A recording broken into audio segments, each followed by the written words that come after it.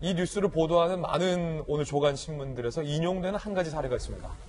미국의 오바마 전 대통령이 2009년 10월 아프가니스탄에서 전사한 미군의 시신 18명을 미국 본국으로 송환할 때 새벽 3시입니다.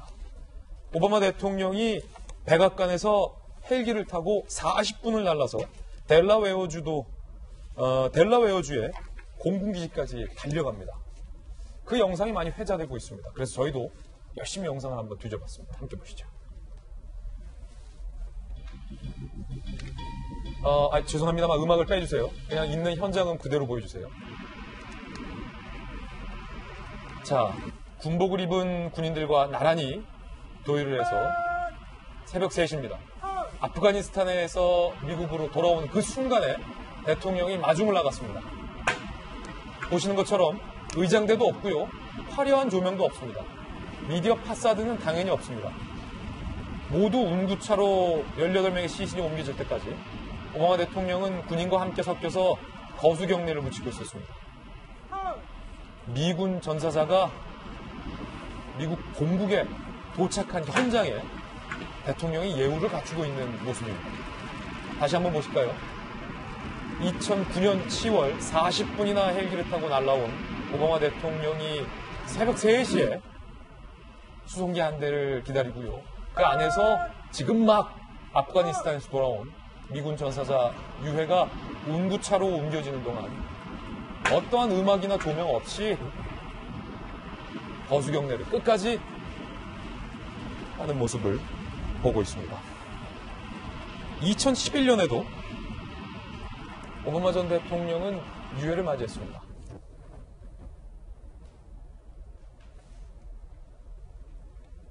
자, 이런 식인데요. 김수경 교수님. 그러니까 무엇이 맞다라고 할 수는 없습니다만, 분명히 대조적이다라고는 할 수 있겠군요. 아까 많은 분들이 말씀해 주셨지만 모든 성공적인 행사에는 기획이나 연출이 들어갈 수밖에 없습니다. 이제 단 정말 끝까지 성공적이려면은 이제 들키지 말았어야 되는데 사실 어떻게 보면 이게 많은 부분 연출이었다는 게 들킨 셈이 됐죠. 그래서 좀 감동이 반감되는 부분이 있고 사실 정부가 이 행사를 감동을 주는 것에 만약에 목적이 있었다면은 감동을 주기 위해서는 두 가지가 필요한 것 같아요. 그러니까 내러티브가 있어야 되고 거기에 따른 연출이 있어야 되는데 내러티브가 워낙에 강력하죠. 아까 정혁직 변호사님이 되게 자세히 설명해 주셨지만 70년간 그들의 삶이 너무나 정말 굴곡 많았고 너무나 힘든 삶을 사시다가 나라를 위해서 싸우고 근데 그게 70년을 돌아서 이제 이 서울까지 오시게 된 거잖아요. 그 내러티브가 워낙 강력해서 좀 담백하게 연출을 너무 많이 넣지 않고 담백하게 했어도 충분히 감동을 많이 줬을 거라고 저는 생각을 하는데 마치 이제 탁현민 비서관이 이제 어떻게 보면 재기용이 되면서 말하자면 일종의 무슨 컴백 무대처럼 마치 뭘 너무 해야 된다는 강박에 사로잡혔던 게 아닌가 싶어요. 자기가 이제 재기용됐고 자기의 어떤 연출력에 대한 사람들의 많은 기대가 있으니까 내가 여기서 뭔가 멋진 걸 보여주리라 해서 굉장히 대중에게는 생소한 미디어 파사드라는 기법도 사용하고 행사 자체는 매우 훌륭했다고 봐요. 많은 분들이 감동을 받았고 그렇지만 너무 자기가 드러나 보이게 되지 않았을까. 그러니까 이날의 주인공은 어떻게 보면 이 돌아온 147위의 이 유해인데 이제 그분들이 주인공인데 어떻게 보면은 너무 이 탁현민의 연출력이 얼마나 멋지게 보일 것인가. 이거에 아직도 좀 사로잡혀 있는 게 아닌가 하는 좀 생각이 좀 들었고요. 사실 저는 뭐 조금 다른 얘기인지는 모르겠는데 이제 얼마 전에 우리가 이제 북한의 그 공동연락사무소가 막 공중분해되는 거를 모두가 다 봤잖아요. 예. 700억에 달하는 막 건물이 다 통째로 날아가는 걸 봤고 이걸 보면서 대통령이 6.25 때 메시지를 전달하시기가 참 좀 당혹스러운 부분이 있겠다. 왜냐하면 지금 북한과의 관계가 이렇게 안 좋은 상황에서 정부는 돌파를 하고 싶고 하지만 6.25는 어쨌든 북에 의한 남침에 대한 어떤 메시지도 분명히 전달해야 될 텐데 뭐라고 말씀을 하실까 좀 난감한 부분이 없지 않겠다고 생각을 했는데 이제 그 행사에서 이제 뭐라고 하셨냐면은 이제 여러 말씀들을 하셨죠.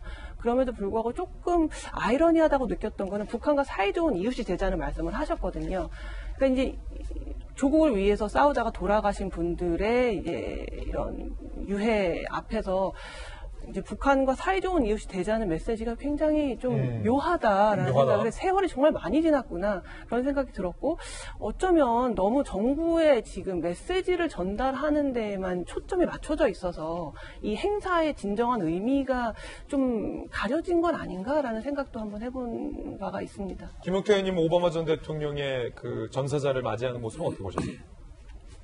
참 눈물 나네요. 그러니까 저렇게 대통령이 내가 죽더라도 나를 예우해주고 기다려준다. 그래야지만 정말 전쟁 나가다 자기 목숨 걸고 싸우지 않겠어요? 그리고 자식을, 남편을 전장에 보낼 수 있지 않겠어요? 사실 25일 저 행사를 봤을 때 다들 이렇게 얘기들 했을 겁니다. 야, 박현민. 그런데 이제 어제 오늘 이 내용을 다 알고 봤더니 박현민 이랬을 겁니다. 뭐냐면 25일 날은 야, 확실히 기발하구나. 판문점에서도 그렇게 파란 다리 만들어 놓고 멋지게 연출을 하더니 이번에도 정말 대단한 거 했구나. 그런데 알고 봤더니 뭐 다 정말 장치 만들고 뭐 쇼처럼 꾸몄다는 거 아니에요? 그러니까 나오는 말이 그거예요. 탁현민 그리하고도 남을 사람이다. 아마 이렇게 얘기들 했을 거예요. 저는 다른 거 말고 정말 다른 것도 아니고 이렇게 70년 만에 돌아오시는 국군 장병의 유해를 갖고서 이런 식의 모습을 보였다는 것.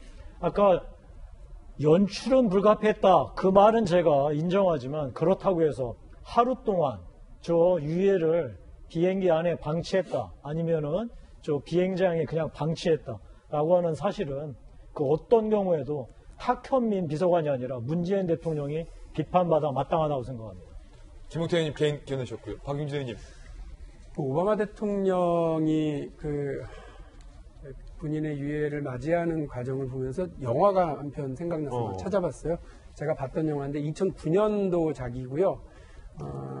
케빈 베이컨이 주연을 맡고 있는데 찬스 일병의 귀환이라고 하는 영화입니다. 이라크전에서 사망한 19살짜리 군인의 유해를 자기 고향이라는 걸 확인한 군 간부가 그 유해를 송환하는 전 과정을 내가 책임지겠다라고 하는데요. 영화가 너무 단순하죠. 2번의 비행기를 갈아타고, 그러니까 아까 그 공항입니다. 오바마 대통령이 있었던 델라웨어주의 도보 공군기지에서 그 유해를 맞이해요. 그래서 거기서 인수를 받아서 2번의 비행기를 갈아타고 다 민간기죠. 그리고 그냥 차로 계속해서 이동형 장례 용품을 주로 다루는 업체와 계약을 맺어서 이렇게 쭉 해가는 과정인데요. 여기에 그 참전용사의 유해가 있다. 예. 알게 된 그 민간 항공기의 기장의 태도, 그리고 그 모든 그 승객들의 유해에 대한 존중을 표하는 태도, 이런 게 막 잔잔하게 나오고요. 마지막에는 고향까지 들어가는 길에 그 고속도로에서 알아서 그 고속도로의 트럭 운전자들 그리고 일반 자가용들이 그 유해가 가는 차량을 다 이렇게 호의를 하고 갑니다. 대단히 놀라운 모습들을 보면서 이게 실제 있었던 일이기 때문에 더 놀라웠던 거죠. 아마 잘하려고 했었을 거라고 저는 생각합니다. 잘하려고 했는데 일이 이렇게 돼서 질타를 받게 돼서 참 아쉽게도 생각을 합니다만 미국 국민들뿐만이 아니라 대한민국 국민들도 우리 영웅들에 대한 예우는 똑같이 할 마음의 준비가 다 되어 있다. 그러니까 너무 이 부분과 관련해서 여러 장치가 동원되는 게 아니라 그저 있는 그대로 고마움을 잘 표현하는 길이었으면 좋겠다. 예. 이런 말씀을 드립니다. 네, 두 분 의원님 말씀까지 들어봤습니다.